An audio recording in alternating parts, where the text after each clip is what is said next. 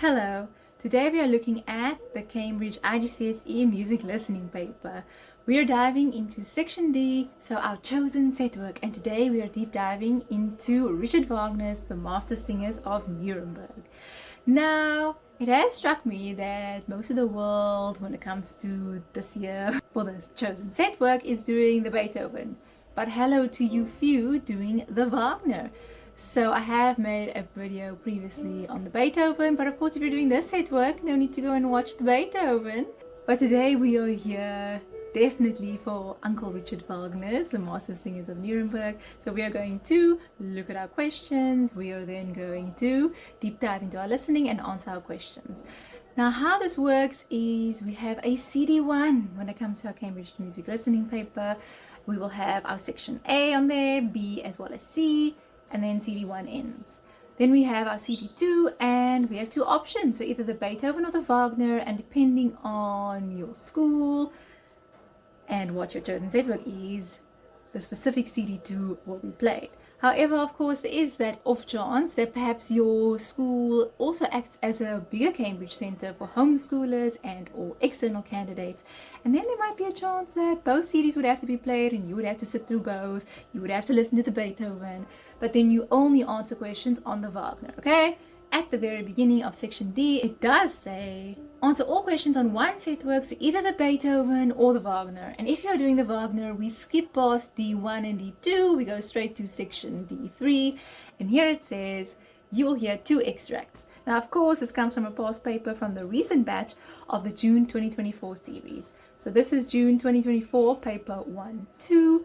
And like I said, we are looking at sections D3 and D4 today based on the Wagner. So I have made a video on all the information that Cambridge would like us to know about the Wagner, and I have put that in the video description below. So please do go ahead and check out that video so that you know all your foundational concepts, because some of these questions will not be answerable just based on listening alone. You will have to understand the bigger context and the broader scheme of things. So here we are looking at Wagner, The Mastersingers of Nuremberg, the Overture. It says you will hear two extracts. Each extract will be played twice with a pause between each playing. By this they mean there will be a skeleton score for D3 and the audio example will follow suit. We will only hear this extract twice because we should know our set work well enough by now. Then we move on to section D4 that has its own insert and also its own audio extract, also one that will be played twice. So we have something D3 that will be played twice, something in D4 that will be played twice, and then we are done with this section. So D3, it says look at the skeleton score, you'll find it in your separate insert, and then we're going to read through our questions. So first things first, they ask us, what does the theme, which is heard at the beginning of the extract, represent?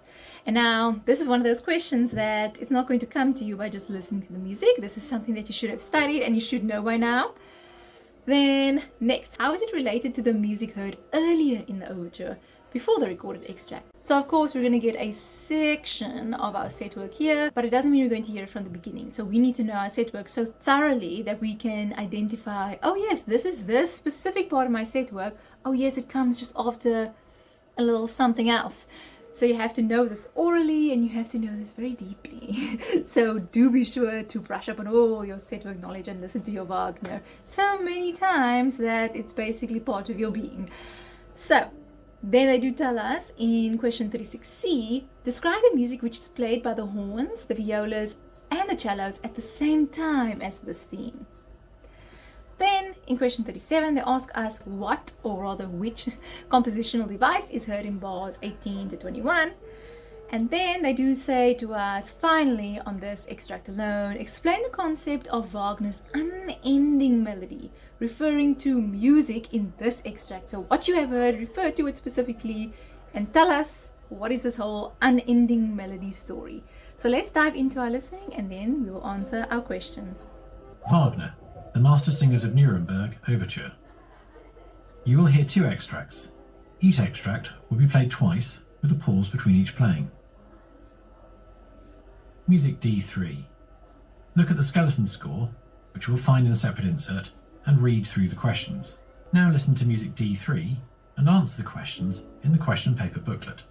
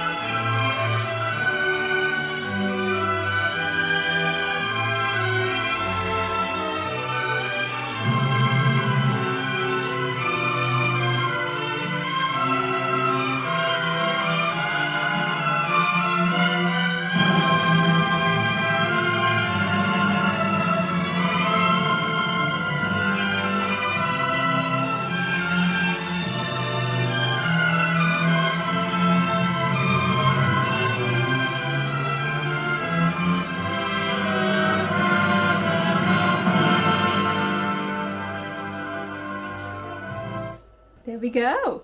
So let's answer our questions. And I think by one listening, we can already answer all these questions. Of course, if we were to listen to the CD as a whole without any stop starting or pausing, whatever, in the exam, we just get this extract twice. So that was our first playing. We have a little bit of a silence. We have the next playing, but then we need to be done. So let's quickly get this done. I'm going to start at the first question. What does the theme that is heard at the beginning of the extract represent? So of course, this represents the guild. And this is the guild of the Mastersingers of Nuremberg. Then, how is it related to the music heard earlier in the overture? So first things first, it is part 2 of the opening or the Mastersingers theme, but now it is extended. It is more varied, it is more developed, and if you say that, you'll get your 2 marks there. Then we are asked to describe the music that is played by the horns, the violas, and the cellos at the same time as the theme. And here they do play a counter melody which moves in contrary motion, and it also includes suspensions. But if you don't mention the suspensions part, you should also just get your 2 marks there. Afterwards, they ask us for 1 mark, so 1 mark in bracket means 1 mark. What compositional device or which compositional device is heard in bars 18 to 21? And of course, it is an ascending sequence. So we have the little 1 line for ascending, the other line for sequence, but together they will both just give us 1 mark. Then we need to explain the whole concept of Wagner's unending melody. And we have to refer to what we've just heard in our extract. So basically the unending melody refers to phrases which are unending. So they are never resolved and they are never completed.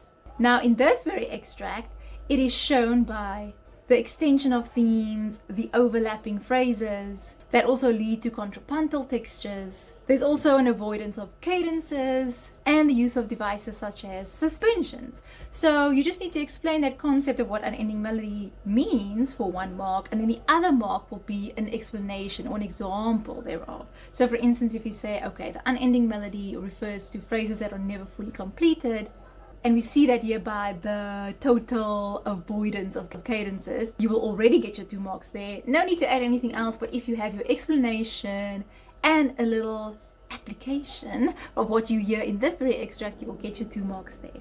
Then we're going to move on to section D4. So it says music D4, look at the skeleton score, which once more you will find in your separate insert. Then we read through our questions. It asks of us, what is played by the strings in bars 4 to 6? Now we have some superscript numbers which refer to beat numbers. So what is essentially played by the strings in bar 3 from beat 4 onwards to bar 6, beat 2? Then they ask us a transcription question. On the stave below, write the first 2 notes of the viola part in bar 19 in the treble clef. So we have to transcribe from alto clef directly into treble clef. So what is the viola doing? We're kind of writing from viola to violin, if you will. And just make sure that you transcribe properly. So it's more of a theoretical question, not necessarily 100% based on the listening.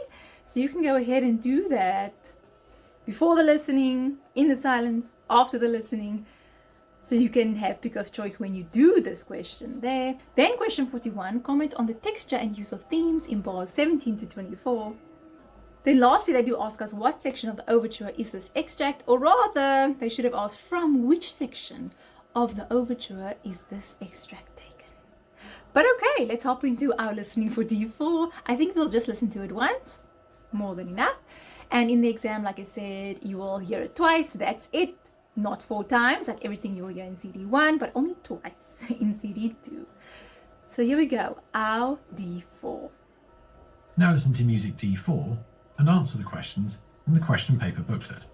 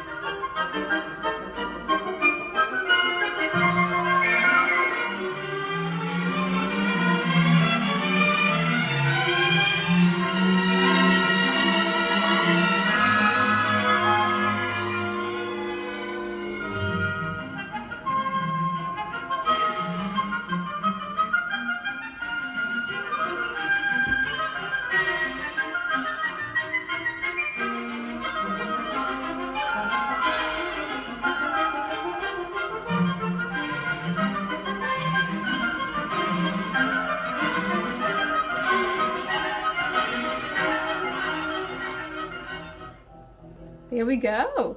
So let's answer our questions. In question 39, they ask of us what is played by the strings in bar 4, the third beat, to bar 6, the second beat. And here we can see that it is a variation on the spring motive or the spring motif, and it's played by the violins, so the upper strings. And it is played as an ascending sequence, which is accompanied at the same time by a descending and then ascending chromatic scale on the cellos. Then in question 40, we have a transcription question. So it says on the save below, write the first two notes of the viola part in bar 19 in the treble clef. So basically we're transcribing from the alto clef to the treble clef, so to speak, from the viola to the violin, or whichever treble clef instrument you'd like to think about. And we have two semiquaver notes here which we can just beam together. So that is a semiquaver D just above middle C, and then a semiquaver middle C. So we can go ahead and put that in. Then they do ask us to comment on the texture and use of themes in bars 17 to 24. You'll see they give us a mark allocation of 3 in brackets, but this is one of those questions where it's more holistic than contextual. And you will see I have spoken about this in my Samba video, so please go ahead and watch that, because that is something for everybody. It's not a choice question, but that is our world focus for 2024. And I do speak about how you should use your skills in paragraph writing and essay format writing in these types of questions where it doesn't necessarily link directly to your listening, but more so to do with everything that you have studied before on your set work or on your world focus, all the notes and academic information that Cambridge has put together for you to be able to study surrounding your set work. Wagner in particular right now, because that is what we are speaking about. So if you have a good understanding of both themes and texture, you will get your 3 marks here. If you have some understanding about either or and maybe both, but it's only some understanding about your texture and themes, you'll get 2 marks. And if you have 1 valid point, you'll get 1 mark here. We can go ahead and speak holistically. So the derision motive is presented simultaneously with the apprentice's theme. This creates a contrapuntal texture, like a double fugato with further imitative entries. And then the woodwinds and the strings do swap roles when it comes to bar 23. And if you write something like that down and you really have a good broad and general understanding here, you will get your 3 marks there. Finally, where does a section come from actually? So the extract that we hear in this very example of D4 comes from the development. And there we have it. That wraps up our Wagner Mastersingers of Nuremberg Overture example questions from the June 2024 paper 1-2 past paper. And I hope that this does give you a glimpse into what Cambridge may ask for your November 2024 preparation regarding your Cambridge music listening paper.